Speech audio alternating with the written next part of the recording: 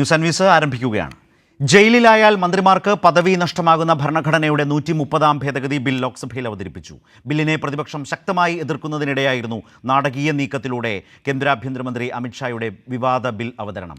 തൃണമൂൽ കോൺഗ്രസ് അംഗങ്ങൾ ബില്ല് കീറിയെറിയുകയും സഭാംഗങ്ങൾ തമ്മിലുള്ള കയ്യാങ്കളിക്കും ലോക്സഭ സാക്ഷിയായി. പ്രതിപക്ഷ പ്രതിഷേധത്താൽ ഒന്നിലധികം തവണ തടസ്സപ്പെട്ട ലോക്സഭയിൽ 2 മണിയോടെയായിരുന്നു ബിൽ അവതരണ ശ്രമം. എന്നാൽ പ്രതിപക്ഷ ഇന്ത്യ സഖ്യ നേതാക്കൾ ഒറ്റക്കെട്ടായി ബിൽ അവതരണം എതിർത്തു. ഈ നിലയിലാണ് ഇന്ന് ലോക്സഭയിൽ ഈ ബില്ല് അവതരിപ്പിക്കപ്പെട്ടത് എന്നതുകൂടിയുണ്ട്. വളരെ വലിയ തോതിൽ രാഷ്ട്രീയ വിമർശനങ്ങൾ ഉയരുന്നു. മോദി സർക്കാരിൻ്റെ ഈ ബില്ല് അവതരണത്തിലെ ഉദ്ദേശശുദ്ധിയിൽ വലിയ സംശയം പ്രതിപക്ഷം ഉയർത്തുന്നു എന്നതൊക്കെയുണ്ട്. അത് കഴിഞ്ഞ കാലങ്ങളിൽ മോദി സർക്കാർ BJP ഇതര പ്രതിപക്ഷ പാർട്ടികൾ ഭരിക്കുന്ന സംസ്ഥാനങ്ങൾ അവിടെയൊക്കെ കേന്ദ്ര ഏജൻസികളെ ഉപയോഗിച്ച് ചെയ്തുകൊണ്ടിരിക്കുന്ന നടപടികളുടെ തുടർച്ചയിലേക്ക്, അതിൻ്റെ ഒരു അടുത്ത ഘട്ടം എന്ന നിലയിലേക്ക്. അപ്പോൾ 5-5-ലധികമോ വർഷം ശിക്ഷ ലഭിക്കുന്ന ഒരു കുറ്റത്തിൽ ജയിലിലായാൽ, അറസ്റ്റിലായി 30 ദിവസം ജയിലിൽ കിടന്നാൽ സ്ഥാനം തെറിക്കും എന്ന നിലയിലേക്കുള്ള ഒരു നിയമ ഭേദഗതിക്ക് പിന്നിലെ ലക്ഷ്യമെന്ത്, ഉദ്ദേശമെന്ത് എന്നുള്ള വളരെ പ്രധാനപ്പെട്ട ചോദ്യം, ആ ഉദ്ദേശശുദ്ധിയെ ചോദ്യം ചെയ്തുകൊണ്ടാണ് പ്രതിപക്ഷം ഈ വിഷയത്തിൽ അതിലെ ചട്ടവിരുദ്ധത പലതും ചൂണ്ടിക്കാട്ടി ഇന്ന് രംഗത്ത് വന്നത്. ആ നിലയിൽ അത് ചർച്ചയാകുന്ന സാഹചര്യം ഇപ്പോൾ അറിയാം. ദേശീയ താല്പര്യമുള്ള നിരവധി വിഷയങ്ങളിൽ മോദി സർക്കാർ എടുക്കുന്ന നടപടികൾ, അതുമായി ബന്ധപ്പെട്ട പ്രതിപക്ഷ വിയോജിപ്പുകൾ, എതിർപ്പുകൾ, ഇതെല്ലാം ചർച്ച ചെയ്യുന്നതിനിടയിലാണ് ഇതും ഇങ്ങനെ മുന്നോട്ട് വരുന്നത്. ഇതുമായി ബന്ധപ്പെട്ട ഈ ദേശീയ സാഹചര്യമാണിന്ന് ന്യൂസ് ആൻഡ് വ്യൂസ് ചർച്ച ചെയ്യുന്നത്. ഇന്ന് ചർച്ചയിൽ പങ്കെടുക്കുന്നത് P Santhosh Kumar MP CPI, advocate Sebastian Paul മുൻ MP, advocate P Krishnadas BJP. ആദ്യം ശ്രീ സന്തോഷ് കുമാർ MPയിലേക്ക്. ഇതുമായി ബന്ധപ്പെട്ട്, ഈ ബില്ല് അവതരണവുമായി ബന്ധപ്പെട്ട് ഇപ്പോൾ സാധാരണക്കാരുടെ മുമ്പിലേക്ക് നോക്കൂ.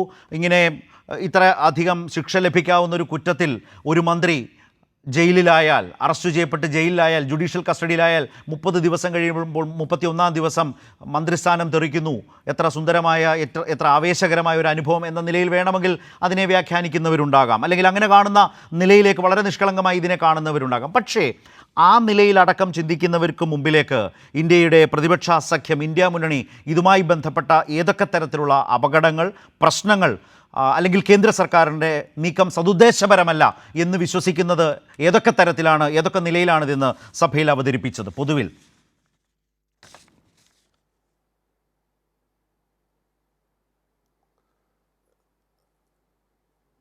എന്നോടാണോ? അതെ, സന്തോഷ് കുമാറിനോടാണ്. ഹലോ. അതെ, താങ്കളോട് തന്നെയാണ്. ഹലോ. സോറി, ചെറിയൊരു ഓഡിയോ പ്രശ്നമുണ്ടാണ്. സോറി. നോക്കൂ, ഇത് സാധാരണഗതിയിൽ എല്ലാ ദിവസവും ഈ പാർലമെൻറ്റിലെ പ്രതിപക്ഷ നേതാക്കന്മാരുടെ, ഇന്ത്യ സഖ്യത്തിൻ്റെ ഭാഗമായിരിക്കുന്ന നേതാക്കന്മാരുടെ ഫ്ലോർ ലീഡേഴ്സിൻ്റെ യോഗം ചേരാറുണ്ട്. അപ്പോൾ അതിൻ്റെ സമയമൊക്കെ നിശ്ചയിക്കും. പക്ഷേ ഇന്നലെ പിരിയുമ്പോൾ ഇന്ന് രാവിലെ അങ്ങനെ യോഗം നിശ്ചയിച്ചിരുന്നില്ല. കാരണം സാധാരണ പോലെ ഈ ബീഹാറിലെ വോട്ടർ പട്ടികയുമായി ബന്ധപ്പെട്ട പ്രത്യേകിച്ച് പ്രശ്നങ്ങൾ ഉയർത്തി മുന്നോട്ട് പോകുമ്പോഴായിരുന്നു ധാരണ. അതിനിടയിലാണ് ഈ അർദ്ധരാത്രി ഈ പുതിയ 3 ബില്ലുകൾ അവതരിപ്പിക്കപ്പെട്ടത്. അപ്പോൾ രാവിലെ അടിയന്തരമായി യോഗം ചേർന്നു. അതിനെ തുടർന്നാണ് അതിശക്തമായ പ്രതിഷേധം ഈ കാര്യത്തിൽ രേഖപ്പെടുത്തണമെന്ന് തീരുമാനിച്ചത്. സത്യം പറഞ്ഞു കഴിഞ്ഞാൽ നമ്മൾ ഏത് നൂറ്റാണ്ടിലാണ് ജീവിക്കുന്നത് എന്ന് നമ്മളെ തോന്നിപ്പിക്കുന്ന 3 ബില്ലുകളാണ് അവതരിപ്പിച്ചത്. ഇപ്പോൾ കേട്ടാൽ എന്താണ്, വളരെ ലളിതമാണ്. അപ്പോൾ ആരെങ്കിലും ഈ 30 ദിവസം ജയിലിലാവുന്നു, അഴിമതി കേസാണ്. ഇപ്പോൾ ഒരു ഇംഗ്ലീഷ് ചാനൽ എന്നോട് ചർച്ചയ്ക്ക് ചോദിച്ചിരുന്നു. അപ്പോൾ അവരുടെ റിക്വസ്റ്റ് എന്ന് പറഞ്ഞാൽ, സാർ ആൻറ്റി ഗ്രാഫ്റ്റ് ബില്ലിനകത്ത് ചർച്ചയ്ക്ക് പങ്കെടുക്കുമെന്നാണ്. അപ്പോൾ ഇങ്ങനെയുള്ള ധാരാളം ദുർവ്യാഖ്യാനങ്ങൾ ഇതിനിടയിൽ വരും. ഇതിൻ്റെ വളരെ ലളിതമായിരിക്കുന്ന ഒരു കാര്യം എന്താണ്, നമ്മുടെ നാട്ടിൽ പ്രതിപട്ടികയിൽ പേര് ചേർക്കപ്പെട്ടതുകൊണ്ട് ആരും കുറ്റക്കാരാകുന്നില്ല. ഇത് വളരെ ലളിതമായിരിക്കുന്ന ഒരു പ്രിൻസിപ്പലാണ്. ഇവിടെ എന്താണെന്ന് പറഞ്ഞാൽ 30 ദിവസത്തിൽ കൂടുതൽ ഒരാൾ ഏതെങ്കിലും കേസിൽപ്പെട്ട് റിമാൻഡിൽ കിടന്നാൽ, ജയിലിൽ കിടന്നാൽ, അയാൾ ഓട്ടോമാറ്റിക്കലി, അത് പ്രൈം മിനിസ്റ്ററുടെ പേരും ചേർത്തിട്ടുണ്ട് എന്നുള്ള വേറൊരു തമാശ അതിൻ്റെ കൂടെയുണ്ട്. ഇതാണ് സംഭവിച്ചുകൊണ്ടിരിക്കുന്നത്. അപ്പോൾ നോക്കൂ, അത് എന്ന് പറഞ്ഞാൽ ഇവർക്ക് ഇഷ്ടമില്ലാത്ത ആരെയും കേസിൽ ചേർക്കുന്നതിന് ധാരാളം സംവിധാനങ്ങളുണ്ടെന്ന് നമ്മൾ കണ്ടു കഴിഞ്ഞു. ഇപ്പോൾ ഞാൻ ED ആ പഴയ ചരിത്രമൊന്നും പറയുന്നില്ല, കൈരളി തന്നെ ധാരാളം തവണ ചർച്ച ചെയ്ത കാര്യങ്ങളാണ്. അപ്പോൾ ആ ചർച്ചകളിലെല്ലാം തന്നെ ഈ കാര്യങ്ങൾ നല്ലതുപോലെ പലതവണയും വന്നു. 1%, 2% താഴെയൊക്കെയാണ് പലരെയും ശിക്ഷിക്കുന്നത്. അപ്പോൾ കേസ് ഫ്രെയിം ചെയ്യാൻ പറ്റുന്ന ഏജൻസികൾ കയ്യിലുണ്ടായിരിക്കുക, അത് വെച്ച് കേസ് ചാർജ് ചെയ്യുക. മിക്കവാറും മണി ലോണ്ടറിങ് കേസിൻ്റെ എല്ലാം ശിക്ഷ എന്ന് പറഞ്ഞാൽ 5 വർഷത്തിൽ കൂടുതലാണ്. അപ്പോൾ അത് വെച്ചുകൊണ്ട് ഇഷ്ടമില്ലാത്ത ഗവൺമെൻറ്റുകളെയും, ഇനി കൂടെ നിൽക്കുന്നവരിൽ തന്നെ ആർക്കെങ്കിലും താല്പര്യക്കുറവുണ്ടെങ്കിൽ അവരെയും ഒക്കെ നിശബ്ദമാക്കാനുള്ള അതിഭീകരമായിരിക്കുന്നൊരു നിയമമാണ് വന്നിരിക്കുന്നത്. അവസാന മണിക്കൂറിൽ കൊണ്ടുവന്നു എന്നുള്ളത് വേറൊരു കാര്യം, ഒരു അറ്റൻഷൻ ഡൈവേർഷൻ എന്നൊക്കെ പറഞ്ഞെങ്കിലും ഇന്ത്യയുടെ ഭരണഘടനയുടെയും ജനാധിപത്യത്തിൻ്റെയും അടിസ്ഥാന പ്രമാണങ്ങളെ തന്നെ നിരാകരിക്കുന്ന നിയമങ്ങളാണ് കൊണ്ടുവന്നിരിക്കുന്നത്. ഞാൻ ഈ മൊബൈൽ ഫോൺ കയ്യിലിങ്ങനെ വെച്ചിരിക്കുന്നത്, ഞാൻ അടുത്ത കാലത്ത് വീണ്ടും ഈ ജനസംഘത്തിൻ്റെ ചില ഡോക്യുമെൻറ്റ്സ് വായിക്കാനിടയായി.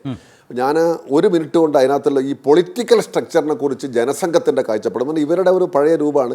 BJP ഇപ്പോഴും അത് തന്നെയാണ് ഫോളോ ചെയ്യുന്നത്, അത് അവർ മാറ്റിയിട്ടില്ല. BJS അവർ പറയുന്ന ഒരു കാര്യം പറയുന്നത്, only a unitary form of government can effectively contribute to the invigoration of one nationhood based on one country, one people and one culture.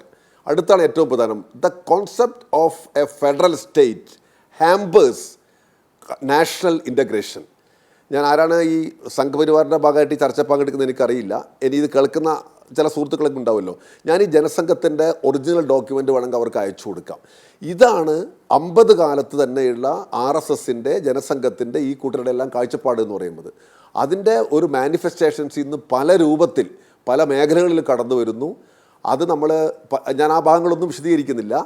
ഇന്ന് അതിൻ്റെ ഏറ്റവും ഭീകരമായ ഒരു പുതിയ തലം കൂടെ കാണുകയാണ്. തങ്ങൾക്ക് ഈ G2 എന്ന് പറയുന്ന രണ്ടാളുകൾക്ക് ഇഷ്ടമില്ലാത്ത ഒരു സംവിധാനം ഇവിടെ നിൽക്കില്ല എന്നതിൻ്റെ ഒരു വലിയ തെളിവാണിത്. അതുകൊണ്ട് ഒരു കോംപ്രമൈസും ഇല്ലാത്ത ഒരു അതിഭയങ്കരമായ സമരത്തിലൂടെ മാത്രമേ മുന്നോട്ട് പോകാൻ സാധിക്കുകയുള്ളൂ. ഞാൻ ഇപ്പോൾ ലോക്സഭ അംഗം ആവാത്തതിനകത്ത് ഇപ്പോൾ സാധാരണ ആളുകൾ പറയും, തമാശക്കൊക്കെ ആണെങ്കിലും രാജ്യസഭയായത് വളരെ രസമാണ്, നിങ്ങൾക്ക് വലിയ ബുദ്ധിമുട്ടില്ലല്ലോ എന്നൊക്കെ എന്ന് പറഞ്ഞാൽ മറ്റു ഉത്തരവാദിത്വമല്ലോ. അത് അങ്ങനെ അല്ലെങ്കിൽ പോലും ശരിക്കും പറഞ്ഞാൽ ആ ബില്ല് കയറിയെറിയുന്ന സമയത്ത് അവിടെ ഉണ്ടായിരുന്നില്ലല്ലോ എന്നുള്ള ദുഃഖമാണ് എനിക്കുള്ളത്. അത്ര ശക്തമായിട്ട് നമ്മുടെ പ്രതിപക്ഷ നേതാക്കന്മാർ ഇടപെട്ടു, അത് കയറിയെറിഞ്ഞു. എന്നോട് ഇപ്പോൾ നേരത്തെ ഏതൊരു ചാനൽ വന്നപ്പോൾ ചോദിച്ചു, ഇതൊക്കെ ശരിയാണോ മര്യാദയാണോ? ഞാൻ പറഞ്ഞു, ഇവിടെ ജീവിതങ്ങളെ കയറിയെറിഞ്ഞ, മനുഷ്യരെ കശാപ്പ് ചെയ്ത, അവരെ തീയിലേക്കെറിഞ്ഞ ഒരു പാർട്ടിയുടെ പ്രതിനിധികളായിട്ട് നിങ്ങളിങ്ങനെ ചോദിക്കാൻ പാടില്ല എന്ന് പറഞ്ഞു. അത്യുജ്വലമായ പ്രതിഷേധമാണ്. അത് ഏറ്റവും ഗംഭീരമായിട്ട് മുന്നോട്ട് കൊണ്ടുപോകും. NDA എന്ന് പറയുന്ന നാഷണൽ ഡിസ്ട്രക്ഷൻ അലയൻസിൻ്റെ ഭാഗമായിരിക്കുന്നവർ പോലും ഇതിൻ്റെ ഭാഗമായി നിൽക്കുന്നതാണ് എനിക്ക് തോന്നുന്നത്. ഞങ്ങൾ സൗഹൃദ സംഭാഷണം ആധികാരികമല്ല പലരോടും നടത്തി, അവരെല്ലാം തന്നെ ഈ അപകടം നല്ലതുപോലെ തിരിച്ചറിഞ്ഞിട്ടുണ്ട്. അപ്പോൾ അതുകൊണ്ട് ഈ ചോദ്യത്തിനുള്ള എൻ്റെ ഉത്തരവെന്ന് പറയുന്നത്, വിശദീകരണം എന്ന് പറഞ്ഞാൽ ഇതാണ്, അതിശക്തമായ രീതിയിൽ നമുക്ക് മുൻപോട്ട് പോയേ ഒക്കൂ. ഈ ആളുകളുടെ കയ്യിലേക്ക്, ഈ ഭ്രാന്തന്മാരുടെ കയ്യിലേക്ക് ഇന്ത്യ വിട്ടുകൊടുക്കാൻ ഒരിക്കലും സാധിക്കില്ല. ഞാൻ താങ്കളിലേക്ക് വരാം. അഡ്വക്കേറ്റ് കൃഷ്ണദാസ്, അദ്ദേഹമാണ് BJP പ്രതിനിധിയായി, വക്താവായി ചർച്ചയിൽ പങ്കെടുക്കുന്നത്. ശ്രീ സന്തോഷ് കുമാർ, അദ്ദേഹം കൊച്ചിയിൽ നിന്നാണ് ഈ ചർച്ചയിൽ പങ്കുചേരുന്നത്, അഭിഭാഷകനാണ്. ശ്രീ കൃഷ്ണദാസ്, നമ്മുടെ നാട്ടിൽ വളരെ കൃത്യമായ ഒരു പൊസിഷനാണ്, കുറ്റം ചുമത്തിയതുകൊണ്ട് ഒരാളും ഈ പറയുന്നത് പോലെ കുറ്റവാളിയായി തീരുന്നില്ല. അത് കോടതി കണ്ടെത്തേണ്ടതാണ്, കോടതി വിധിക്കേണ്ടതാണ്. കോടതിയിൽ പോലും ഒരു പ്രതിക്ക് അയാൾക്ക് നിയമപരമായി ഒരു സഹായം കിട്ടാതെ വന്നാൽ കോടതി തന്നെ അതിന് സൗകര്യം ഒരുക്കി കൊടുക്കും. അങ്ങനെ കേസ് നടത്തി അദ്ദേഹത്തിൻ്റെ ഭാഗം വിശദീകരിച്ച് കോടതിക്ക് ബോധ്യപ്പെട്ടാൽ മാത്രമേ പ്രതിപട്ടികയിൽ വരുന്ന ഒരാളെ കുറ്റവാളിയായി ശിക്ഷിക്കപ്പെടുന്ന നിലയുള്ളൂ. പക്ഷേ ആ കേസ് ഫ്രെയിം ചെയ്യുമ്പോൾ തന്നെ അദ്ദേഹം 5 വർഷമോ അതിൽ കൂടുതലോ ഒക്കെ ശിക്ഷ ലഭിക്കാൻ യുക്തമായിട്ടുള്ള വകുപ്പുകളായിരിക്കും ചുമത്തുക. അങ്ങനെ റിമാൻഡ് ചെയ്തു എന്നതിൻ്റെ ഒരൊറ്റ കാരണം കൊണ്ട് അയാളെ പിടിച്ച് വിധിച്ച് ശിക്ഷിച്ച് നിങ്ങളിനി 5 വർഷം ജയിലിൽ കിടക്കൂ എന്ന് പറയുന്നത് പോലെയല്ലേ ഇത്? ഏത് നിലയ്ക്ക് ഇതിനോട് യോജിക്കാൻ കഴിയും? അതിൻ്റെ പേരിൽ വളരെ യാന്ത്രികമായി 30 ദിവസം കഴിഞ്ഞ് 31-ാം ദിവസം, അപ്പോൾ വേണമെങ്കിൽ നിങ്ങൾ പറയും പ്രധാനമന്ത്രിയുമില്ലേ. അതാണ് ഇതിൻ്റെ ഒരു തന്ത്രം എന്ന് പറയുന്നത്. പ്രധാനമന്ത്രി അടക്കം വെച്ചുകൊണ്ട് ഈ തരത്തിലേക്ക് ഒരു രാഷ്ട്രീയ പ്രക്രിയ, നിങ്ങളുടെ താല്പര്യം നടപ്പാക്കാൻ ശ്രമിക്കുന്നു. ഇത് ഏത് നിലയ്ക്ക് യുക്തിസഹമായി ആലോചിച്ചാൽ പോലും നിലനിൽക്കാത്തൊരു നീക്കമാണല്ലോ ഇത്.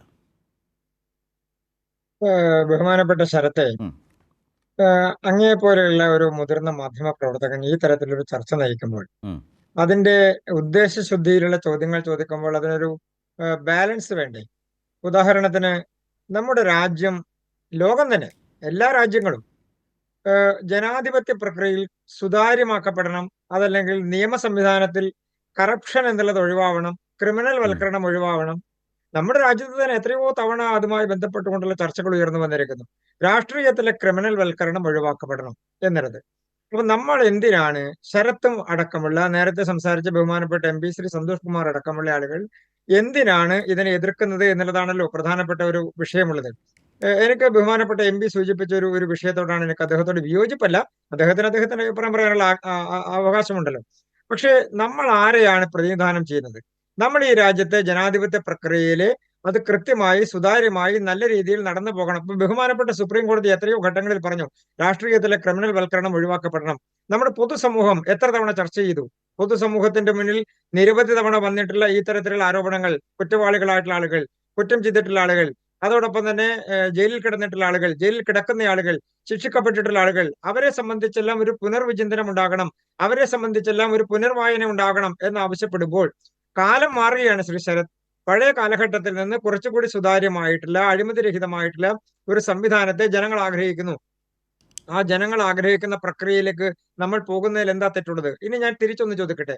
ബഹുമാനപ്പെട്ട ശ്രീ ശരത്തും MP-യും എല്ലാം സൂചിപ്പിച്ചത് ഒരു വിഷയം തന്നെയാണല്ലോ. BJPക്ക് അധികാരമുള്ള സ്ഥലങ്ങളിൽ വലിയ തരത്തിൽ ആളുകളെ സംവിധാനങ്ങളെ ഉപയോഗിച്ചുകൊണ്ട് മറ്റുള്ള ആളുകളെ പ്രതിപട്ടികയിൽപ്പെടുത്തി ഒഴിവാക്കും. ഞാനൊന്ന് തിരിച്ചു ചോദിക്കട്ടെ. ഈ രാജ്യത്ത് 28 സംസ്ഥാനങ്ങളും കേന്ദ്രഭരണ പ്രദേശങ്ങളും ഉള്ളതിൽ ഏറ്റവും കൂടുതൽ സ്ഥലങ്ങളിൽ ഭരണം നടത്തുന്നത് ഞങ്ങളാണ്. ഇത് ഏറ്റവും കൂടുതൽ ബാധിക്കുന്നത് ഞങ്ങളെയല്ലേ? അങ്ങനെയാണെങ്കിൽ ഇനി മറ്റൊരു പ്രധാനപ്പെട്ട കാര്യം, ഇതൊരു കേന്ദ്ര ഗവൺമെന്റിന് മാത്രം ചെയ്യാൻ കഴിയുന്ന കാര്യമാണോ? ഇത് സംസ്ഥാനങ്ങളുമായി ബന്ധപ്പെട്ടുകൊണ്ട്, അതുകൊണ്ടാണല്ലോ 75-ാം ഭരണഘടന ആർട്ടിക്കിളിൽ ഭേദഗതി ഉണ്ടാകുന്നു, 164-ൽ ഭേദഗതി ഉണ്ടാകുന്നു, 299-ൽ ഭേദഗതി ഉണ്ടാകുന്നു. അപ്പൊ സ്വാഭാവികമായും നമ്മുടെ രാജ്യത്തെ എല്ലാ സംസ്ഥാന സർക്കാരുകളുമായി ബന്ധപ്പെട്ടുകൊണ്ടും ഇതേ ഭേദഗതി ഉണ്ടാവുകയാണ്. ഇനി തിരിച്ചൊന്ന് ആലോചിക്കുക. ഇനി ഞാനൊന്ന് ഈ ശ്രീ സന്തോഷ് കുമാറോട് എനിക്ക് തിരിച്ചു ചോദിക്കാനുള്ളത്, ഇന്നിപ്പോ BJP ഭരിക്കുന്നു, നാളെ ഇത് കോൺഗ്രസ് വരാം, നാളെ നിങ്ങൾ വരാം, നാളെ ഇന്ത്യ സഖ്യത്തിലെ ബാക്കി ആൾക്കാർ വരാം. ഏതൊരാൾക്കും ഈ ജനാധിപത്യ പ്രക്രിയയിൽ ഒരു 3-4 വർഷക്കാലത്തെ ഗ്യാപ്പിനുള്ളിൽ ഏത് രാഷ്ട്രീയ പാർട്ടിക്കും അധികാരത്തിൽ വരാനുള്ള സാഹചര്യമുണ്ട്. ഇനി രാഷ്ട്രീയ പാർട്ടി അല്ലെങ്കിലും ഒരാൾക്ക് തെരഞ്ഞെടുപ്പിൽ ജയിച്ച് സ്ഥാനത്തേക്ക് വരാനുള്ള സാഹചര്യമുണ്ട്. അപ്പൊ നമ്മൾ എന്തിനാണ് ഒരു മുൻവിധിയോടുകൂടി ഒരു ശുദ്ധീകരണ പ്രക്രിയയെ തെറ്റായി വ്യാഖ്യാനിക്കുന്നത്? ഇനി ശരത്തിന്റെയും ശ്രീ സന്തോഷ് കുമാറിന്റെയും ആഗ്രഹം ക്രിമിനൽ ആയിട്ടുള്ള ആളുകൾ, കുറ്റം ചെയ്യുന്ന ആളുകൾ, കേസിൽപ്പെടുന്ന ആളുകൾ, ശിക്ഷിക്കപ്പെടുന്ന ആളുകൾ, അവരെല്ലാം ഇനി കാലാകാലങ്ങളോടെ മന്ത്രിസഭയിൽ ഉണ്ടാകണം. അല്ലല്ല, താങ്കളത് കൂട്ടിക്കെട്ടണ്ട. താങ്കൾ അവസാനം പറഞ്ഞ ശരിയാണ്. ശിക്ഷിക്കപ്പെടുന്ന ആളുകൾ, കോടതി ശിക്ഷിക്കപ്പെടുന്നതുവരെ നിങ്ങൾ അതിൻ്റെ പേരിൽ രാഷ്ട്രീയമായ വേട്ടയാടലിന് ഒരു നിയമത്തെ ദുർവ്യാഖ്യാനം ചെയ്യുമ്പോൾ വിധത്തിലേക്ക് നിയമ ഭേദഗതി കൊണ്ടുവന്നാൽ അത് യോജിക്കാൻ കഴിയാത്ത ഒന്നാണ്. അതിൽ അഭംഗിയുണ്ട്, അതിൽ ജനാധിപത്യമില്ല, അത് സുതാര്യമല്ല. താങ്കളത് പറഞ്ഞു.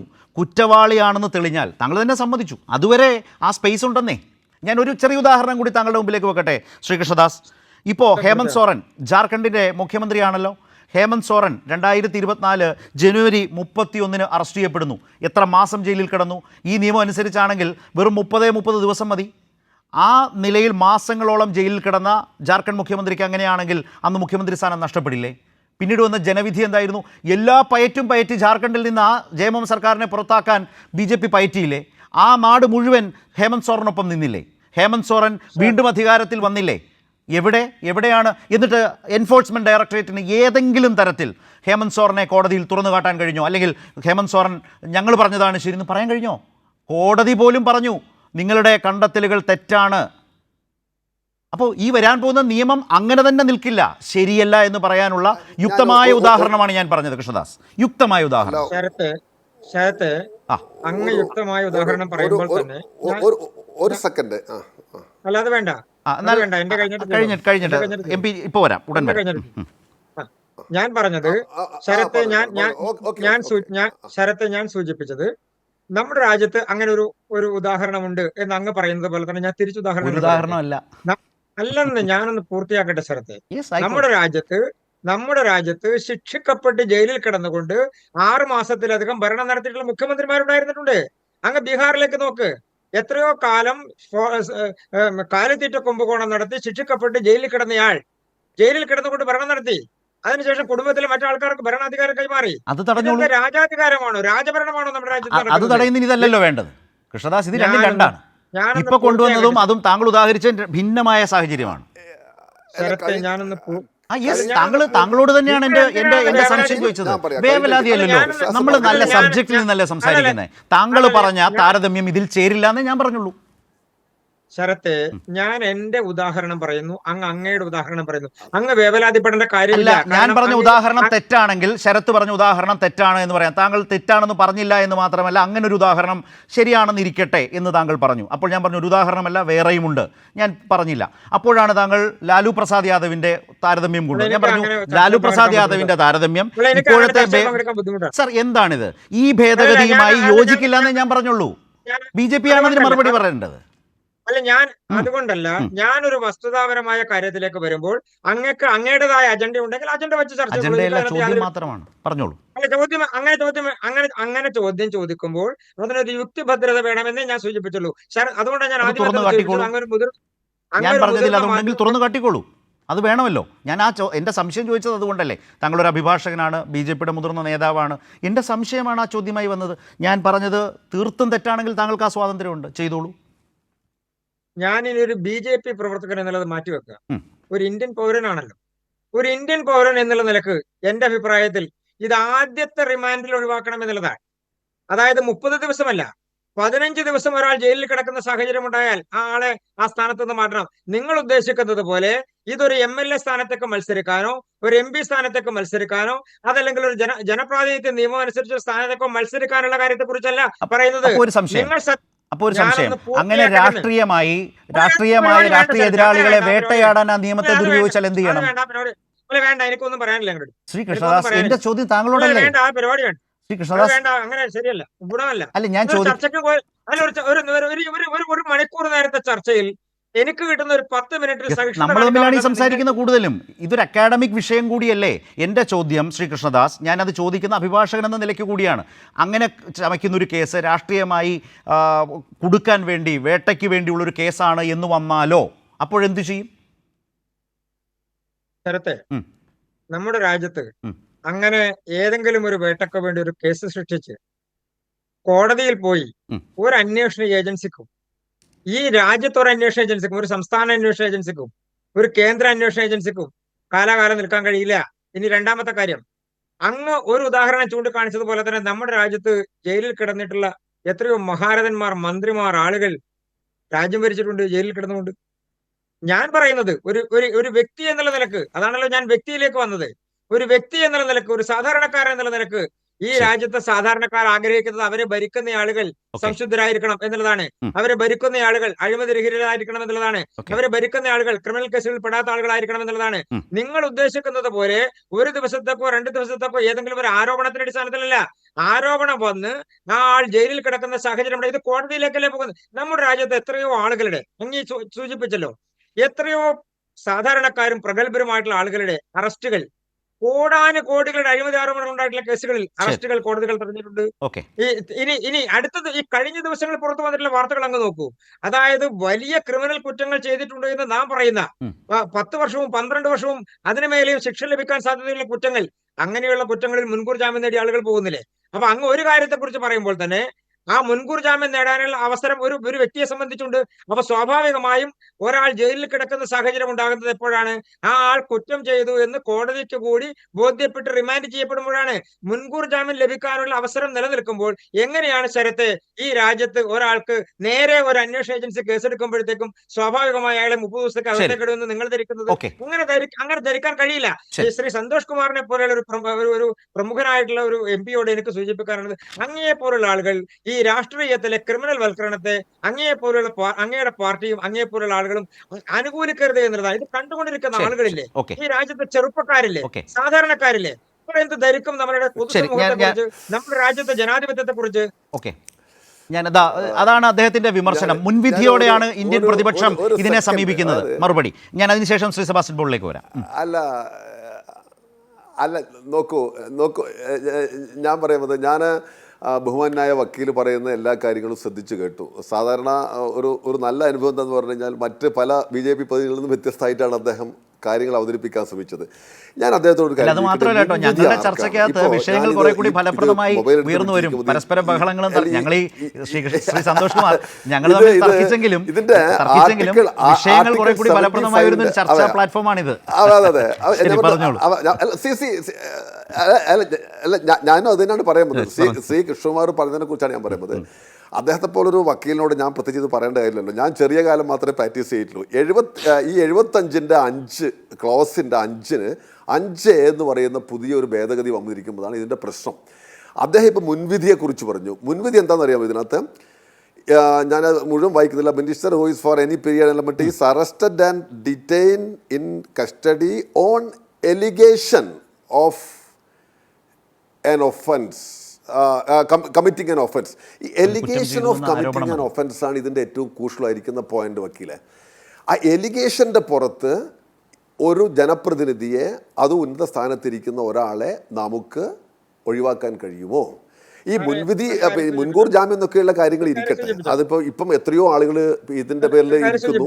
ഈ എലിഗേഷൻ്റെ പുറത്ത് നിങ്ങൾ ഇത് ചെയ്യാൻ തീരുമാനിച്ചാൽ, എലിഗേഷൻ്റെ പുറത്ത് ചെയ്യാൻ തീരുമാനിച്ചാൽ, നോക്കും അന്വേഷണ ഏജൻസികൾ എങ്ങനെയാണ് ഇതിനെ ദുരുപയോഗപ്പെടുത്തുന്നതെന്ന് നിങ്ങൾക്കറിയാം. ഈ ആരോപണം BJPക്ക് ഉണ്ടായിരുന്നതാണ്, ഞാനത് നിഷേധിക്കുന്നില്ല. കോൺഗ്രസ് ഭരണകാലത്ത് അന്വേഷണ ഏജൻസികളെ ചെറുതായി ദുരുപയോഗപ്പെടുത്തി, എണ്ണം കുറവായിരിക്കാം എന്ന ആരോപണം BJP ഉന്നയിച്ചിരുന്നതാണ്. നമ്മൾ ആ ചരിത്രം മറന്നുപോകരുത്. പിന്നെ അങ്ങിവിടെ രാഷ്ട്രീയത്തിൻ്റെ ക്രിമിനൽവൽക്കരണത്തെക്കുറിച്ച് പറഞ്ഞു. ബ്രിജ്ഭൂഷൺ എന്ന് പറയുന്ന ഒരു MP എത്രയോ ദിവസങ്ങൾ ആ പാവം പിടിച്ച ഗുസ്തി താരങ്ങൾ സമരം നടത്തിയിട്ടും BJPയുടെ അഭേദ്യ ഭാഗമായിട്ട് തുടർന്നു. അതിനുശേഷം എന്താണ്, അങ്ങിപ്പോൾ ലാലു പ്രസാദ് യാദവിന്റെ ഉദാഹരണം പറഞ്ഞു, തുടർന്ന് മകന് ടിക്കറ്റ് കൊടുത്തു. ഞാൻ പറയുന്നത് നമ്മൾ വളരെ നന്നായി നടക്കുന്ന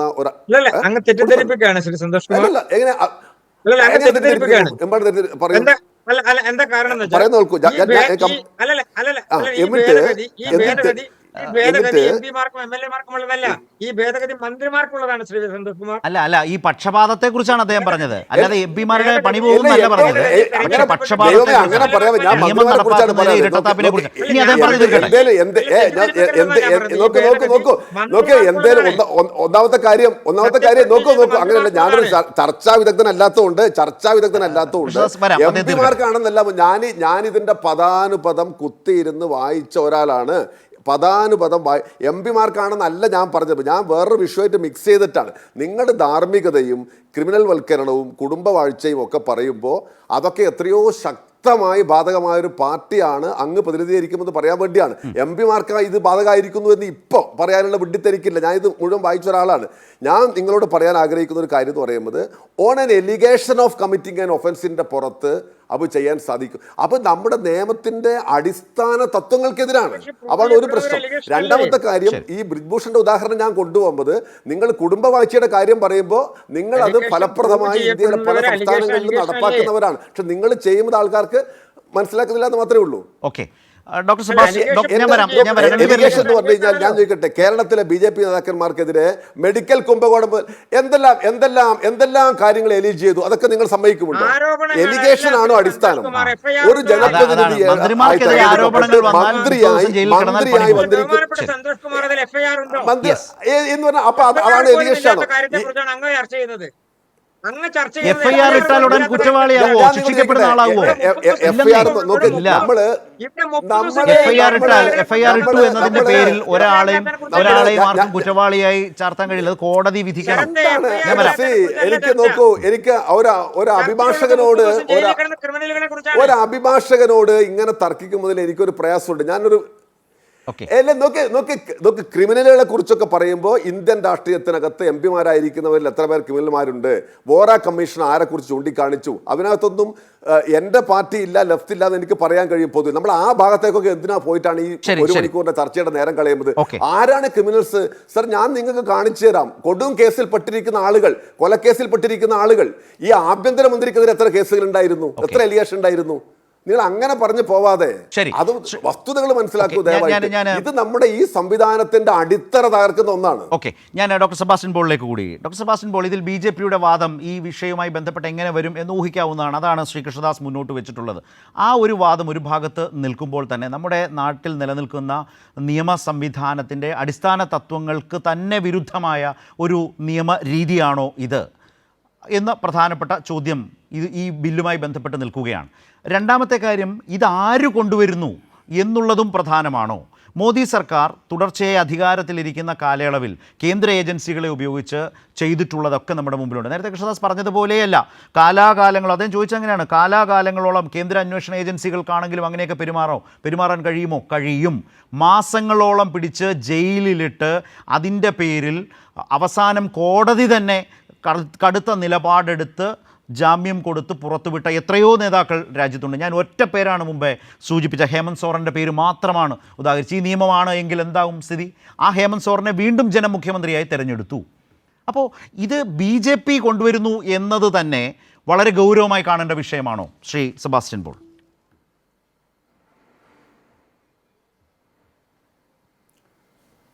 അത് ശരിയാണ്.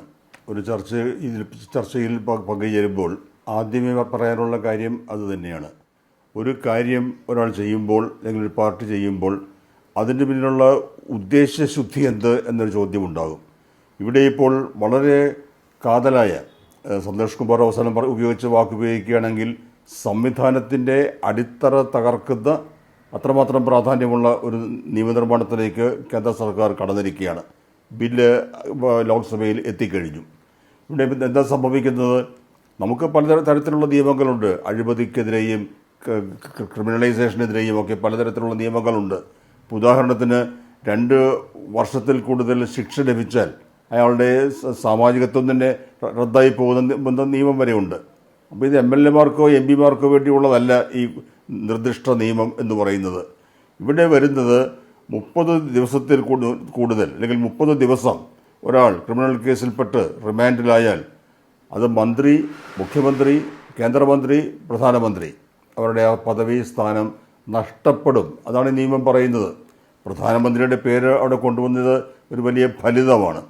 പ്രധാനമന്ത്രിയെ അറസ്റ്റ് ചെയ്ത് റിമാൻഡ് ചെയ്യിച്ചുകൊണ്ട് കേന്ദ്രഭരണം മുന്നോട്ട് പോവില്ലല്ലോ. അവിടെ അതല്ല വിഷയം.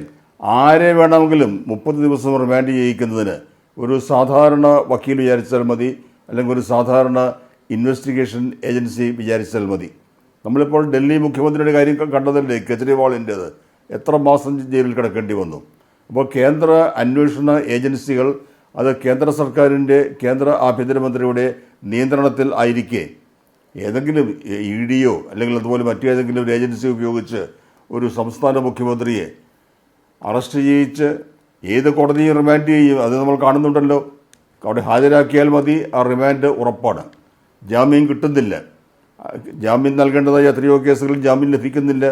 നമ്മുടെ കോടതികളുടെയൊക്കെ പ്രവർത്തനം ഏത് രീതിയിൽ എന്നൊക്കെ ഉള്ളതിന് പല ഉദാഹരണങ്ങളും നമ്മുടെ മുന്നിലുണ്ട്.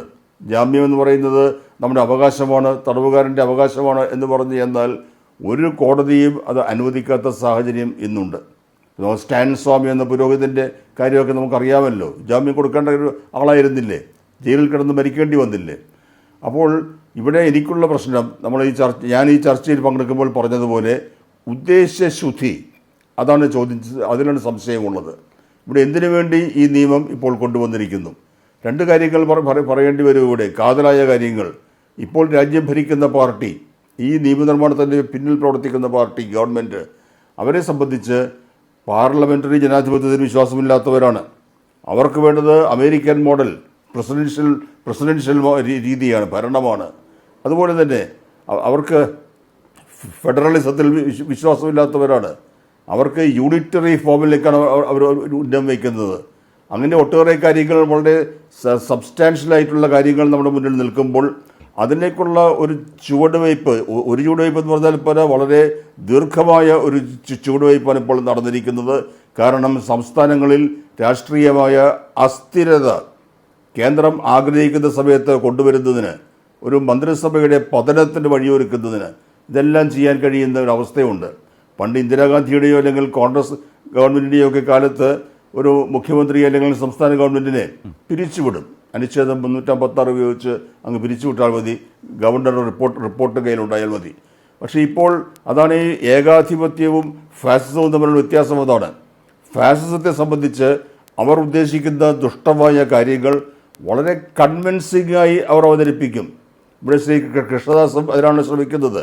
വളരെ കൺവിൻസിംഗായി ഞങ്ങൾ ഈ ഭരണ സംവിധാനം, ഭരണരംഗം, രാഷ്ട്രീയ രംഗം ഒക്കെ സംശുദ്ധമാക്കാൻ ശ്രമിക്കുമ്പോൾ നിങ്ങൾ എന്തിന് അതിനെ എതിർക്കണം എന്ന് ചോദിച്ചാൽ ഈ ചർച്ച കേട്ടുകൊണ്ടിരിക്കുന്ന സാധാരണക്കാരായ മനുഷ്യരുടെ മനസ്സിലും ആ ചിന്ത കടന്നില്ലാതിരിക്കില്ല. ശരിയല്ലേ? അഴിമതിക്കെതിരെയുള്ള ഒരു യുദ്ധമല്ലേ ഇപ്പോൾ നടക്കാൻ പോകുന്നത് എന്നൊക്കെ തോന്നിയേക്കാം. പക്ഷെ അതല്ല വിഷയം. അത് ഫാസിസ്റ്റുകൾ എപ്പോഴും വളരെ കൺവിൻസിംഗായി ബുദ്ധിപൂർവ്വം ഉചിതമായ വാക്കുകൾ ഉപയോഗിച്ചുകൊണ്ട് ചില കാര്യങ്ങൾ നമ്മെ ബോധ്യപ്പെടുത്താൻ ശ്രമിക്കും. പക്ഷെ അതിൻ്റെ പിന്നിലുള്ള അജണ്ട മറ്റൊന്നായിരിക്കും. ഇവിടെ അജണ്ട എന്ന് പറയുന്നത് ഫെഡറലിസത്തിലും ഈ പാർലമെൻ്ററി ജനാധിപത്യത്തിലും അധിഷ്ഠിതമായിരിക്കുന്ന നമ്മുടെ ഈ ഭരണ വ്യവസ്ഥയെ തകർക്കുക, BJP ആഗ്രഹിക്കുന്ന രീതിയിലുള്ള ഒരു രാജ്യം, ഒരു നേതാവ്, ഒരു പാർട്ടി, ഒരു ജനത എല്ലാം ഒന്ന്, അതാണല്ലോ അവർ ഉദ്ദേശിക്കുന്നത്. അതിലേക്ക് കൊണ്ടുപോകണമെങ്കിൽ ഈ സംസ്ഥാനങ്ങളുടെ കൂട്ടായ്മ എന്ന ഫെഡറൽ സങ്കല്പത്തെ തകർക്കണം. ആ സംസ്ഥാനങ്ങളുടെ കൂട്ടായ്മയെ തകർക്കുന്നതിനുള്ള വളരെ ദീർഘമായ ഒരു പദ്ധതിയുടെ ഭാഗമായി, അതിൻ്റെ പ്രധാനപ്പെട്ട ഒരു ഭാഗമായി വേണം ഇന്ന് അവതരിപ്പിക്കപ്പെട്ട നിയമനിർമ്മാണത്തിൽ ഒരു ചെറിയ കാര്യം കൂടി ശ്രീ സെബാസ്റ്റ്യൻ പോൾ, ഒരു ചെറിയ കാര്യം കൂടി. അതായത് നേരത്തെ MP പറഞ്ഞതുപോലെ ഇന്നലെ അർദ്ധരാത്രിയാണ് ഇന്ന് ലോക്സഭയിൽ ഈ ബില്ല് അവതരിപ്പിക്കാൻ പോകുന്നു എന്ന് പ്രതിപക്ഷം അറിയുന്നത്. അതുതന്നെ അതിൽ ഒരു വലിയ, പലപ്പോഴും ഈ മോദി സർക്കാരിൻ്റെ കാലത്ത് അത്തരം പല നടപടികളും മുൻപും ഉണ്ടായിട്ടുണ്ട്. അത് വീണ്ടും വന്നു. ഞാൻ ചോദിക്കുന്നത്, ഇതിൻ്റെ ഒരു അടിയന്തര അജണ്ട എന്താണ്? താങ്കൾ ഇന്ത്യൻ രാഷ്ട്രീയത്തെ വീക്ഷിക്കുമ്പോൾ ഇങ്ങനെ കൊണ്ടുവന്ന് ഒരു മാസത്തിനുള്ളിൽ, ഒരു മാസം ജയിലിൽ കിടന്നാൽ മുഖ്യമന്ത്രി സ്ഥാനവും മന്ത്രിസ്ഥാനവും തെറിക്കും വിധത്തിലേക്ക് ഒരു നിയമ ഭേദഗതി കൊണ്ടുവരുന്ന നിലയിൽ കാര്യങ്ങൾ മാറ്റുന്നുവെങ്കിൽ മോദി സർക്കാരിൻ്റെ BJPയുടെ അടിയന്തര അജണ്ട അത് എവിടേക്കാണ്, ആരിലേക്കാണ് എന്നാലോചിച്ചിട്ടുണ്ടോ?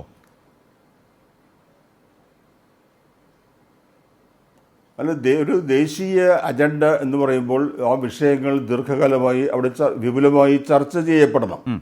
ഇങ്ങനെ ഒരു വിഷയം ഇപ്പോൾ ഈ ബഹുമാന്യ MP ചൂണ്ടിക്കാണിച്ചതുപോലെ ഇന്നലെ അർദ്ധരാത്രിക്ക് മുമ്പ് ഇങ്ങനൊരു വിഷയം നമ്മുടെ മുമ്പിലില്ലായിരുന്നു.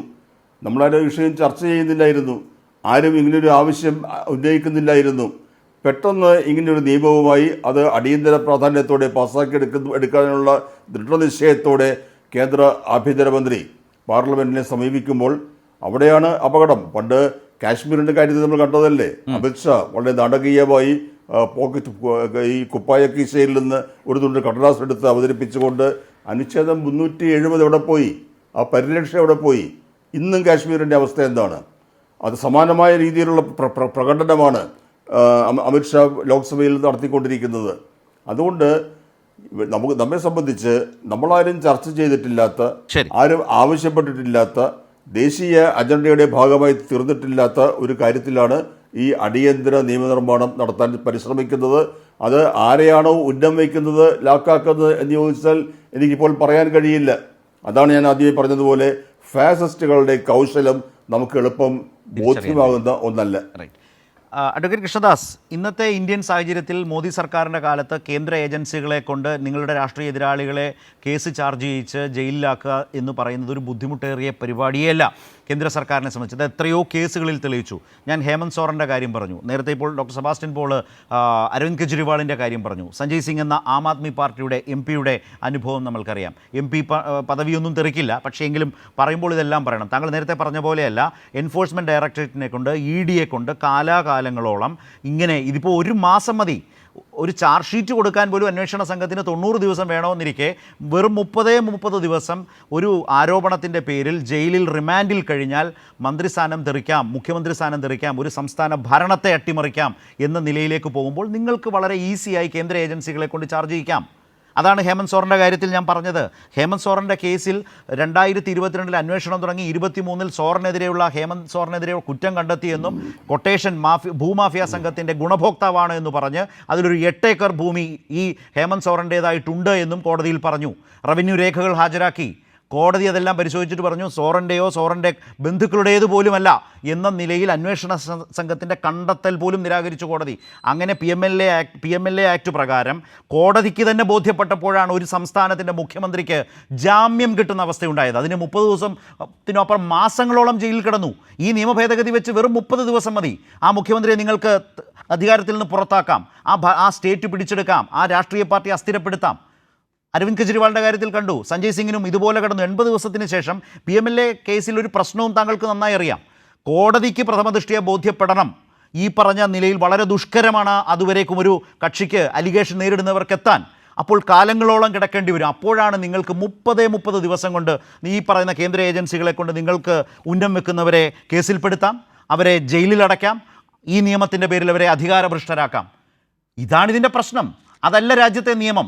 രാജ്യത്തിൻ്റെ ഭരണഘടന വിഭാവനം ചെയ്യുന്ന, ജനാധിപത്യം മുന്നോട്ട് വെക്കുന്ന ഈ രാജ്യത്തിൻ്റെ ജനാധിപത്യ സംവിധാനം ഇതേയല്ല. ശ്രീകൃഷ്ണദാസ്.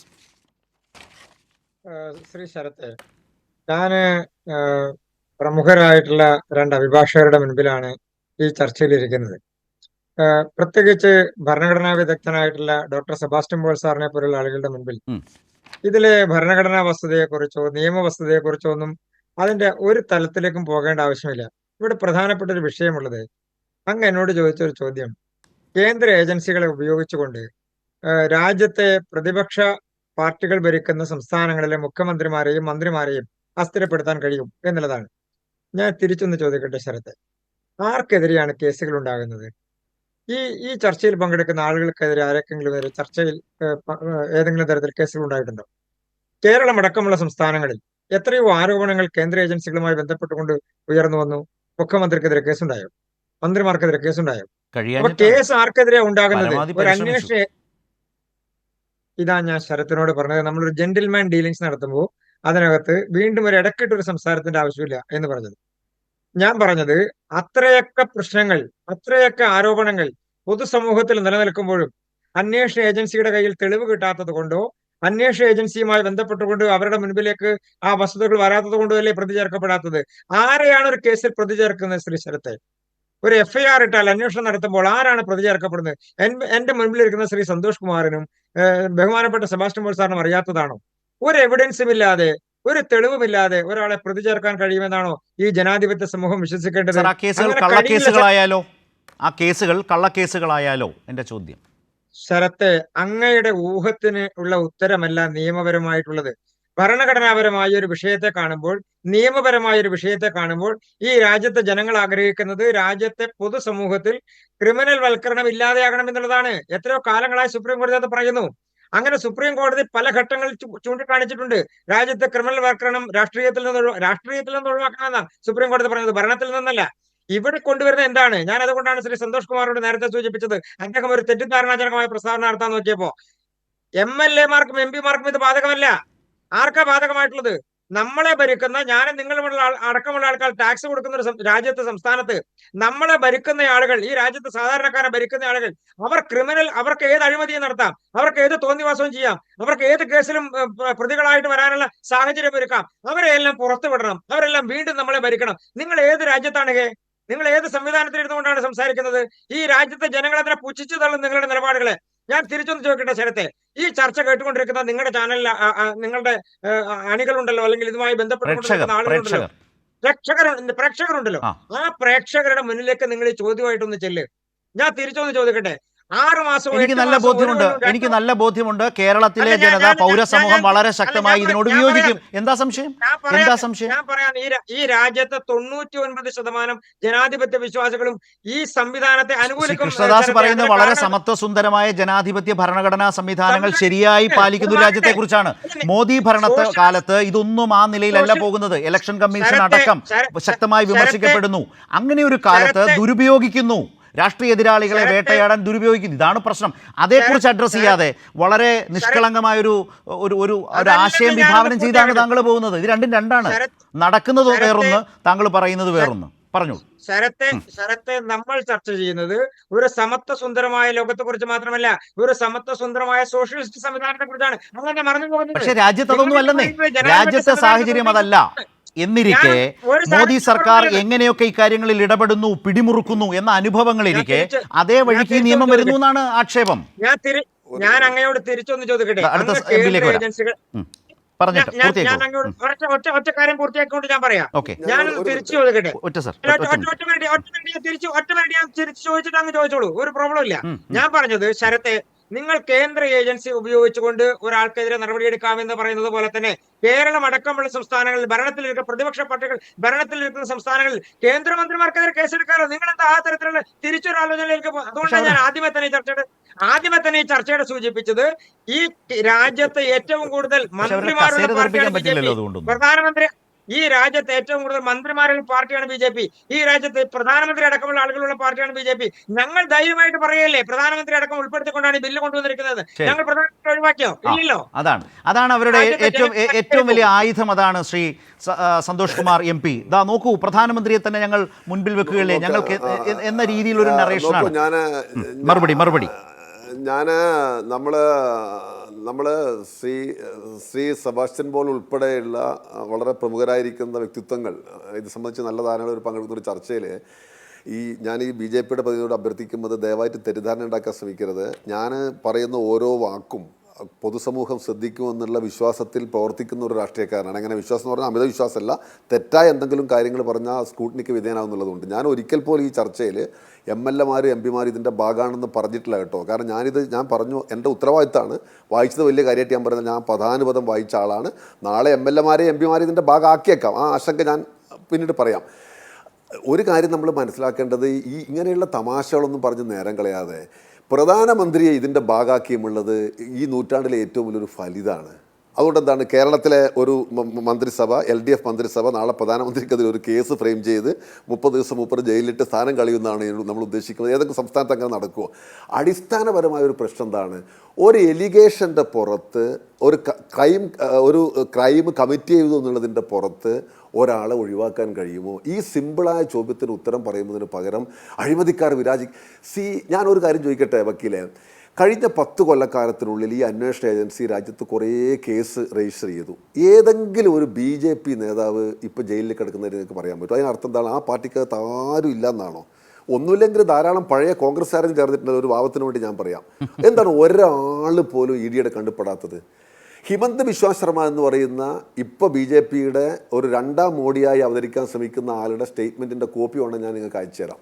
എന്തെല്ലാം അഴിമതികൾ അയാൾക്കെതിരെ BJP ഉന്നയിച്ചു. ഇപ്പം എന്താണ് ഒരു കേസ് പോലും അയാൾക്കെതിരെ ഇല്ലാത്തത്? എന്താണ് ഈ പ്രഫുൽ പട്ടേലിന് പറ്റിയിരിക്കുന്നത്? എന്താണ് അജിത് പവാറിന് പറ്റിയിരിക്കുന്നത്?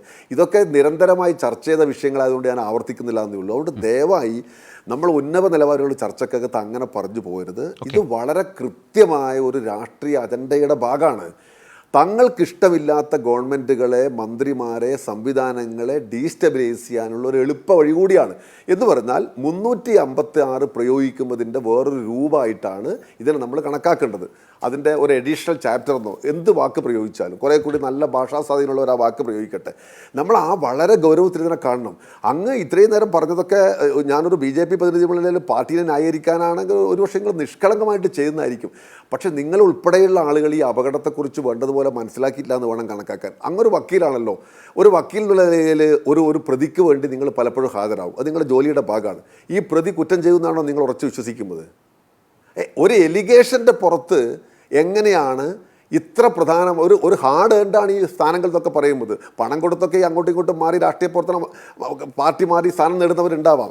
പക്ഷെ വർഷങ്ങളുടെ പൊതുപ്രവർത്തന പാരമ്പര്യമുള്ള ഒരാൾ ആരും ആയിക്കോട്ടെ മന്ത്രിസ്ഥാനത്ത് എത്തുമെന്നൊക്കെ പറഞ്ഞു കഴിഞ്ഞാൽ ഒരു തമാശ കളിയില്ലല്ലോ. ഒരു ഗവൺമെൻറ്റിനെ തന്നെ ഡീസ്റ്റബിലൈസ് ചെയ്യാൻ പറ്റുന്ന മറിച്ച് മുഖ്യമന്ത്രി ജയിലിലായി. പല സംസ്ഥാനങ്ങളിൽ എന്താ സംഭവിക്കുക? ഉദാഹരണം ഞാൻ പറയാം, ചന്ദ്രബാബു നായിഡു എത്ര കേസുകളാണ്. നാളെ ഒരു പുതിയ കേസ് വന്നാൽ എന്താ സംഭവിക്കുന്നത്? അത് തന്നെ ഇല്ലാതായി പോവും. അപ്പം നമ്മളിതിൻ്റെ ഉദ്ദേശം എന്ന് പറയുന്നത് നിങ്ങൾ ഈ പറഞ്ഞതുപോലെ BJPക്ക് മന്ത്രിമാരും മുഖ്യമന്ത്രിമാരുണ്ടെന്നുള്ള അർത്ഥത്തിലല്ല, രാഷ്ട്രീയ എതിരാളികളെ വരച്ച വരയിൽ നിർത്താൻ, ആടിക്കളിക്കാൻ ശ്രമിക്കുന്ന ആളുകളൊക്കെ നിർത്താൻ വേണ്ടിയുള്ളതിൻ്റെ ഭാഗമായിട്ടാണെന്ന് ദയവായിട്ട് മനസ്സിലാക്കും. അതിനിടയിൽ നമ്മൾ ഒരുപാട് ചരിത്രം പറഞ്ഞു പോയാൽ ഞങ്ങൾക്ക് ധാരാളം പറയേണ്ടി വരും. നമ്മൾ അങ്ങനെ പറഞ്ഞ് നേരം കളയാതെ. അല്ല, നമ്മുടെ മുമ്പിൽ ഈ ജീവിക്കുന്ന കാലത്ത് തന്നെ നിരവധി അനുഭവങ്ങളിലൂടെ കടന്നു പോകുന്ന പൗരന്മാരാണ് നമ്മൾ. ഈ ഭരണകാലത്ത് തന്നെ എത്രയോ മുഖ്യമന്ത്രിമാർ കേസുകളിൽ കുടുക്കി ജയിലിലിടുന്നു. മാസങ്ങൾക്ക് ശേഷം അവസാനം കോടതി തന്നെ ഇടപെട്ട് ജാമ്യം കൊടുത്ത് പുറത്തുവിടുന്നു. ആ കേസുകളിൽ കോടതിയിൽ കൊണ്ടുവരുന്ന EDയുടെ രേഖകൾ കോടതി തന്നെ നിരാകരിക്കുന്ന നിരവധി അനുഭവങ്ങൾ. കാരണം സമയം കുറവുകൊണ്ട് ഞാൻ അതിൻ്റെ ഡീറ്റെയിൽസിലേക്ക് പോകുന്നില്ല. ഒരാൾക്ക് നിഷേധിക്കാൻ കഴിയാത്ത വസ്തുതകളാണ് അതൊക്കെ. അങ്ങനെ നിൽക്കുന്ന കേന്ദ്ര ഏജൻസികൾക്ക് മുൻപിലേക്കാണ് ശ്രീ സെബാസ്റ്റ്യൻ പോൾ ഈ നിയമം കൂടി വരുന്നത്. അപ്പോൾ എന്ത് സംഭവിക്കും എന്നതാണ് ഇതിലെ ഒരു പ്രധാനപ്പെട്ട വശം. ഇപ്പോൾ താങ്കൾ നേരത്തെ ഏകാധിപത്യവും ഫാസിസവും തമ്മിലുള്ള ആ വ്യത്യാസത്തെ സംബന്ധിച്ച് വളരെ വ്യക്തവും ശക്തവുമായി പറഞ്ഞു വെച്ചു. ഏതായാലും BJP പ്രതിനിധി ആ ഭാഗത്തേക്കൊന്നും പോകാനും ഇഷ്ടപ്പെട്ടിട്ടില്ല. ഞാൻ ചോദിക്കുന്നത്, ഇപ്പോൾ അടിയന്തരാവസ്ഥ കാലത്ത് ഈ പറഞ്ഞതുപോലെ പൗരാവകാശങ്ങൾ പൂർണ്ണമായും തകർത്തെറിഞ്ഞു കോൺഗ്രസ് ഇന്ദിരാഗാന്ധിയുടെ ഭരണകാലത്ത്. അതുപോലെ തന്നെ ഭരണഘടനാ മൂല്യങ്ങൾ റദ്ദു ചെയ്യപ്പെട്ട കാലമാണ്. ഇതാ ഇപ്പോൾ തുടർച്ചയിൽ ഇങ്ങോട്ട് ഈ മൂന്നാം ടൈമിൽ നിൽക്കുന്ന മോദി സർക്കാരിൻ്റെ കാലത്ത് ഓരോരോ കേസ് എടുത്ത് നോക്കിയാൽ സംസ്ഥാനങ്ങളോട്, പ്രതിപക്ഷ സംസ്ഥാനങ്ങളോട് എങ്ങനെ പെരുമാറുന്നു എന്ന് കാണുന്നു. ഈ നിയമം കൂടി വരുന്നതോടുകൂടി ഈ കേന്ദ്ര ഏജൻസികൾ അവർക്കൊപ്പം ഈ നിയമം കൂടിയായാൽ സംഗതി അല്ലെങ്കിൽ സാഹചര്യം അങ്ങേയറ്റം അപകടകരമായ ഒരു തലത്തിലേക്ക് മാറും എന്നാണോ ഉറപ്പിച്ചു പറയുന്നത്?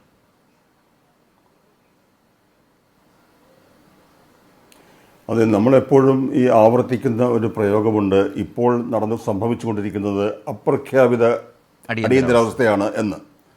ആ അപ്രഖ്യാപിത അടിയന്തരാവസ്ഥയിലെ ഏറ്റവും നല്ല ഉദാഹരണമാണിത്.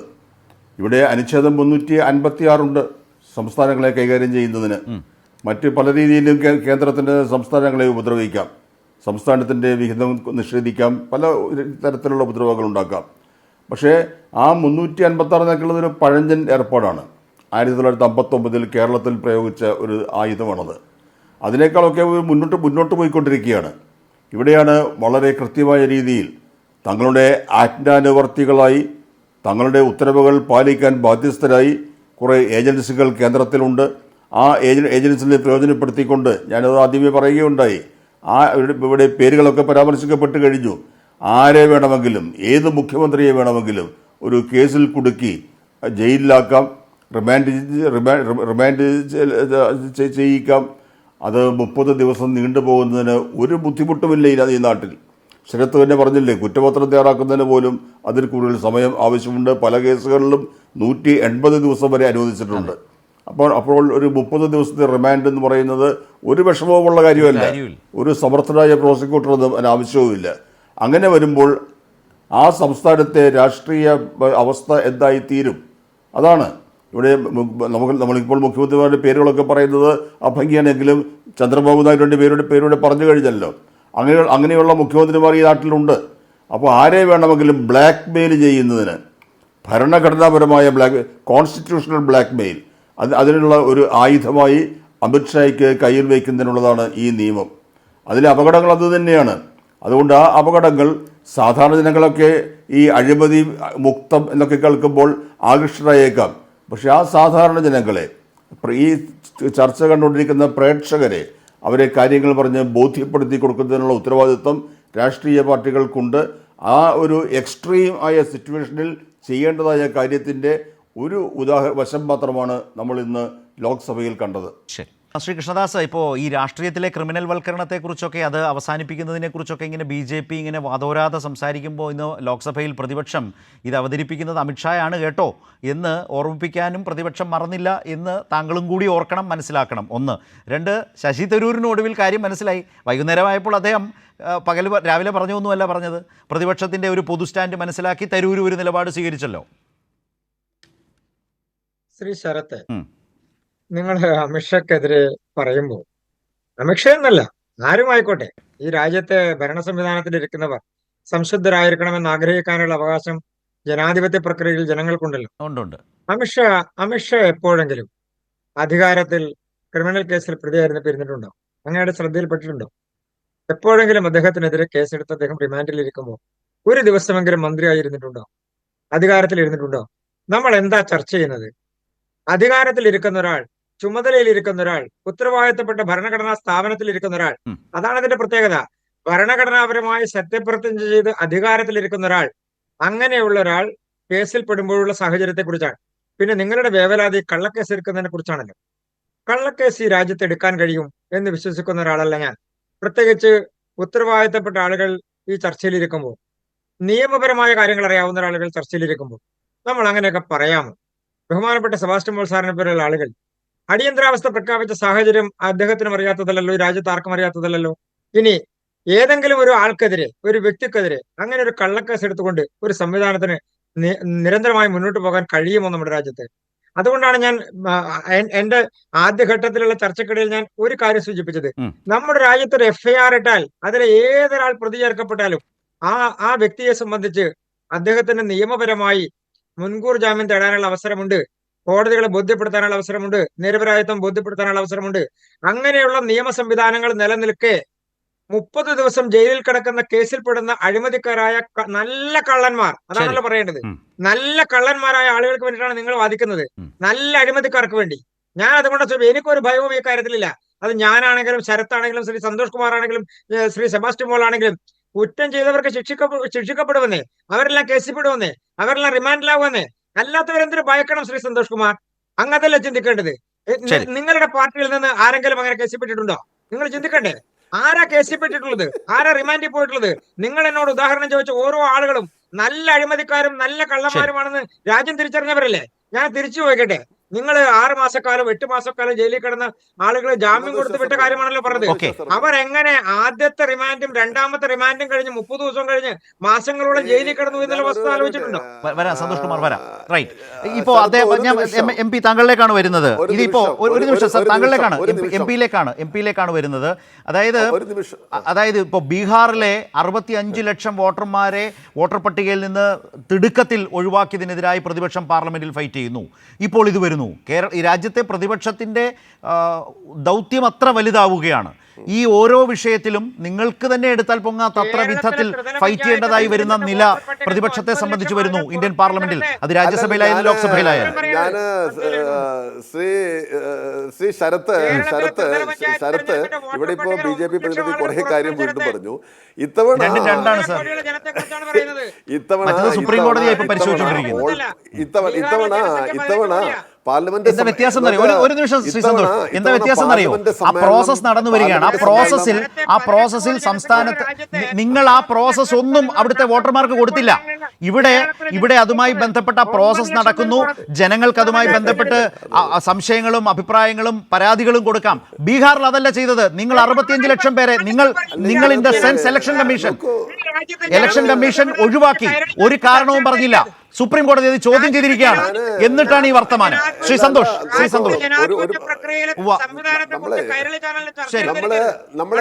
സന്തോഷിന്റെ മറുപടി. ഇതെല്ലാം കൂടെ നമ്മൾ മിക്സപ്പ് ചെയ്യുമ്പോൾ ഉണ്ടാകുന്ന ഒരു പ്രശ്നമുണ്ട്. നോക്ക് ശ്രീ കൃഷ്ണകുമാർ, ഇത്തവണ ഈ പാർലമെന്റ് സമ്മേളനം തുടങ്ങുന്നതിന്റെ മുന്നോടിയായി ഓൾ പാർട്ടി യോഗം 20-ാം തീയതി വിളിച്ചു ചേർത്തിരുന്നു. ആ യോഗത്തിനകത്ത് ഗവൺമെന്റ് കുറെ ബില്ലിന്റെ പേര് കൊണ്ടുവന്നു. അതിനകത്ത് ഒന്നും പറയാത്ത ഒരു സംഗതി നാടകീയമായി അവസാന നിമിഷം കൊണ്ടുവന്നു. ഈ അങ്ങ് തന്നെ ചർച്ചയിൽ പറയുമ്പോൾ അറിയാതെ പറഞ്ഞു വന്നൊരു വാക്കുണ്ട്. അത് തന്നെയാണ് ഇതിന്റെ ഏറ്റവും വലിയ ഉത്തരം. നിങ്ങൾ ശ്രദ്ധിക്കാതെ പറയുന്നതായിരിക്കും. കുറ്റം ചെയ്തവർ, ഞാൻ പറയുന്നത്, ഞാനൊരു 3-4 തവണ നോക്കൂ പ്ലീസ്, ഞാൻ പറയുന്നത് ശ്രദ്ധിച്ച് കേൾക്കൂ. നിങ്ങൾ 3-4 തവണ അല്ല, നിങ്ങൾ അനുയായികൾക്ക് റീൽ ഉണ്ടാക്കാൻ വേണ്ടിയാണ് പറയുന്നതെങ്കിൽ എനിക്ക് ഉത്തരം പറയാനില്ല. ഞാൻ പറയുന്ന കേൾക്കൂ, ഒരു വക്കീലുള്ള നിങ്ങളുടെ തന്നെ ഒരു വക്കീലെന്നുള്ള നിലയിൽ ഒരു വക്കീൽ എന്നുള്ള ഒരു വക്കീലെന്നുള്ള നിലയിൽ അങ്ങ് തന്നെ അറിയാതെ പറഞ്ഞുപോയി. നോക്കൂ, കുറ്റം ചെയ്തവർ നോക്ക്, എന്തിനാണ് ഇങ്ങനെ ആക്രാന്ത ധൃതി കാണിക്കുന്നത്? ഞാൻ വളരെ ക്ഷമാപൂർവ്വം എത്ര വരെ ഇരിക്കാൻ റെഡിയാണ്. കുറ്റം ചെയ്തവർ എന്ന് 3-4 തവണ അങ്ങ് തന്നെ ഇപ്പൊ പറഞ്ഞു. അവ തന്നെയാണ് ഇതിന്റെ പ്രശ്നം. ഇത് കുറ്റം ചെയ്തവർക്കുള്ള നിയമമല്ല. കുറ്റാരോപിതരാണ് എന്നതിൻ്റെ പേരിൽ ആരെയും സ്ഥാനഭ്രഷ്ടനാക്കാൻ കഴിയുന്ന, അങ്ങനെ ആരോപിക്കാനും കേസ് ചാർജ് ചെയ്യാനും നിർലോഭ ഏജൻസികൾ പ്രവർത്തിക്കുന്ന, അങ്ങനെ ഏജൻസി പ്രവർത്തിച്ചതിൻ്റെ 100 കണക്കിന് ഉദാഹരണങ്ങളുള്ള ഒരു രാജ്യമാണ്.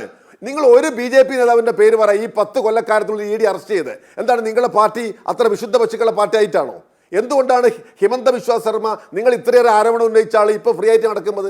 അതുകൊണ്ട് നമ്മൾ അങ്ങനെ പറഞ്ഞു പോകാതെ നിങ്ങളുടെ വാക്ക് തന്നെ ഉത്തരവുണ്ട് അതിനകത്ത്. കുറ്റം ചെയ്തവർ ശിക്ഷിച്ചോട്ടെ സാർ. ആർക്കാണ് ഉത്തരവാദിത്വം? അതിന് താല്പര്യക്കുറവ്? ഞങ്ങൾക്ക് ലെഫ്റ്റിന് ഒരു ഭയവും ഇല്ല. ആരോപിതരാണ് നമ്മളിവിടെ ചർച്ച ചെയ്യുന്നത്. നിങ്ങൾ രണ്ടും കൂടെ മിക്സ് ചെയ്യാതെ. പ്രതിപക്ഷത്തിന്റെ ഉത്തരവാദിത്തം വളരെ വളരെ ഭാരിച്ചതാണ്. SIR-ന്റെ കാര്യമൊന്നും പറഞ്ഞിട്ട് പിന്നെ ഞാൻ വീണ്ടും അതിലേക്ക് പോകുന്നില്ല. ഡോക്ടർ സെബാസ്റ്റ്യൻ പോൾ, അവസാനമായി ഇതിലെ പ്രധാനപ്പെട്ട ഒരു കാര്യം അതാണ്. ഇതിൽ കുറ്റാരോപിതരെ ഈ വിധത്തിലേക്ക് ശിക്ഷിക്കുന്നത് ഉചിതമാണോ? കുറ്റം ചെയ്തവർ എന്ന് വെച്ചാൽ അത് കോടതി കണ്ടെത്തേണ്ടതാണ്. കോടതി കണ്ടെത്തി ഇവർ കുറ്റം ചെയ്തവരാണ്, ശിക്ഷയ്ക്ക് അർഹരാണ്, ശിക്ഷിക്കപ്പെടുന്നു എന്ന് കണ്ടാൽ അതിനനുസരിച്ച് മുന്നോട്ട് പോകണം. അതിനനുസരിച്ച് അവരുടെ അംഗത്വം നഷ്ടപ്പെടുന്നതിനുള്ള ജനപ്രാതിനിധ്യ നിയമ സംവിധാനം നമ്മുടെ നാട്ടിലുണ്ട്. നേരത്തെ താങ്കളത് പറയുകയും ചെയ്തു.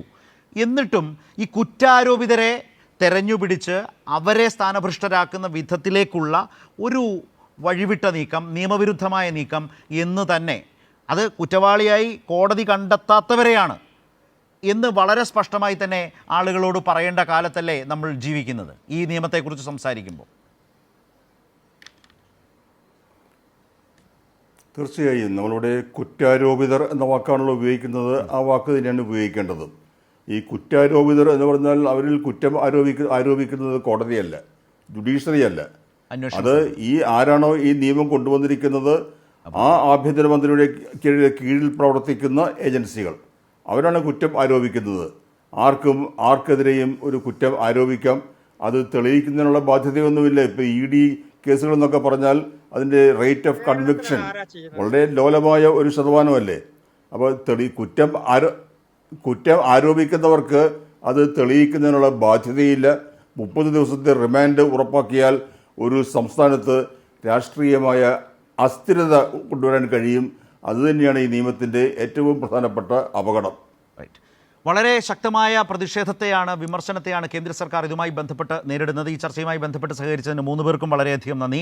അതായത് കുറ്റാരോപിതരെ തെരഞ്ഞുപിടിച്ച് വേട്ടയാടി രാഷ്ട്രീയ എതിരാളികളിൽ അസ്ഥിരത പടർത്തുക, സംസ്ഥാനങ്ങളിൽ ഭരണാധികാരം പിടിക്കും വിധത്തിലേക്ക് പുതിയ തലത്തിൽ നീങ്ങാനുള്ള BJPയുടെ മോദി സർക്കാരിൻ്റെ ഈ കാലത്തെ വളരെ ആസൂത്രിതമായ ഒരു നീക്കമായി ഇത് മാറുന്നു.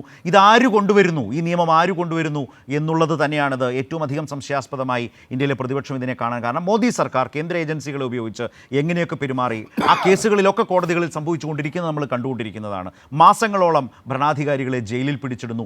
ഒടുവിൽ കോടതി തന്നെ അവർക്ക് ജാമ്യം കൊടുക്കുന്ന സാഹചര്യം വരുന്നു. അന്വേഷണ സംഘങ്ങൾ കണ്ടെത്തുന്നതിനെ കോടതി നിരാകരിക്കുന്ന അനുഭവങ്ങൾ നമ്മുടെ മുമ്പിൽ നിൽക്കുന്നു. പക്ഷേ അപ്പോഴും വെറും 30 ദിവസം റിമാൻഡ് ചെയ്തു എന്നതിൻ്റെ പേരിൽ ഈ ഭരണാധികാരികളെ അടക്കം ഈ നിയമം ഉണ്ടായിരുന്നുവെങ്കിൽ സ്ഥാനഭ്രഷ്ടരാക്കാൻ കഴിയുമായിരുന്നു. അന്നത് കഴിഞ്ഞില്ല.